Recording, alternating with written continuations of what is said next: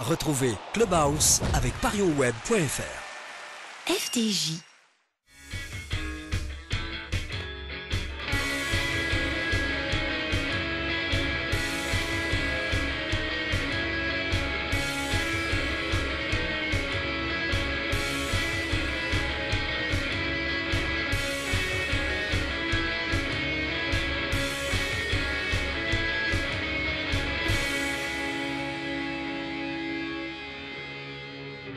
Bonjour à tous, bienvenue dans le forum de Girondin TV. On va refaire l'actualité des Marinés Blancs puis du foot d'une manière plus générale en compagnie cette semaine de monsieur Thierry Vautrat de Sud-Ouest. Bonjour Thierry. Bonjour.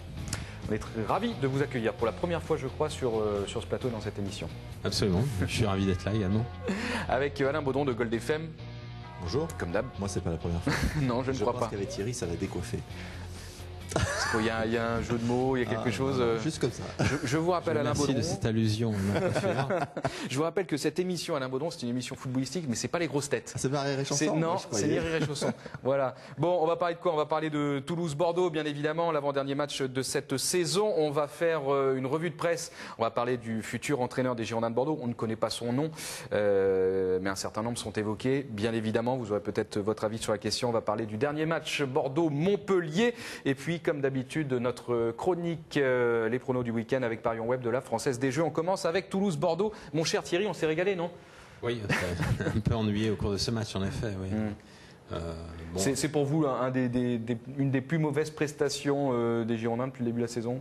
Non, je n'irai pas jusque-là, parce que j'ai vu pire dans le genre. J'ai vu, par exemple, le Nice-Bordeaux, pour moi, était pire. Ouais. Disons qu'ici, ils avaient quelques circonstances atténuantes dans la mesure où il n'y avait plus d'enjeu pour les Girondins, donc on peut comprendre leur déficit de motivation sur un match comme celui-ci, même si on aurait pu penser qu'il était mieux de privilégier leur plaisir et d'essayer de gagner ce match. Mais c'est sûr qu'on n'a pas vu grand-chose, il y a eu très peu d'occasions, très peu de tirs au but, et quelque part c'était assez décevant. Ouais.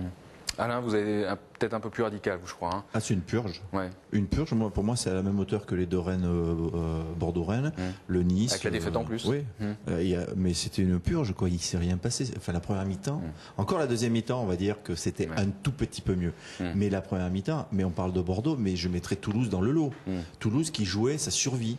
Pour moi, c'était pitoyable. C'est pas digne d'un match de Ligue 1. Moi, je suis désolé. Pourtant, on a des joueurs qui ont de l'expérience, que d'un côté comme de l'autre, mais il ne se passait rien. S'il n'y a pas les coups de pied arrêtés, il n'y a pas de but dans ce match.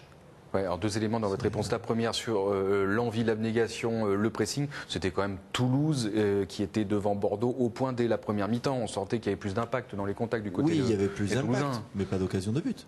Il l'a dit Thierry, s'il n'y a pas de coup franc qui marque grâce à Tabanou, il n'y a pas une occasion de but. Moi, ce que j'appelle les occasions de but, c'est quand un gardien de but va s'envoler, va sortir comme la frappe en début de match de Bordeaux PSG, quand Carasso se couche et fait un arrêt. Ça, c'est une occasion de but. Des situations, il peut y en avoir, c'est des centres qui passent devant le but que personne ne reprend. On va dire, ah, il y a eu des occasions. Non, ce sont des situations. Là, il ne s'est rien passé. Carasso n'a rien eu à faire en première mi-temps, ou quasiment rien. Et à part le but, et de l'autre côté, Amada, à part sa faute de main sur un coup franc, là aussi, il n'y a rien. Comme Thierry, les raisons de ce constat, c'est le déficit de motivation. C'est des joueurs qui sont déjà en tongs et en chapeau. Pour Bordeaux, je ne pense pas qu'ils soient déjà en vacances. Mais ils ont eu une telle débauche d'énergie, même si le match, quand on le regarde bien, Bordeaux-PSG, il n'est pas si exceptionnel que ça pour Bordeaux, mais ils l'ont gagné. Il y a eu une telle débauche d'énergie, la chaleur et tout ça.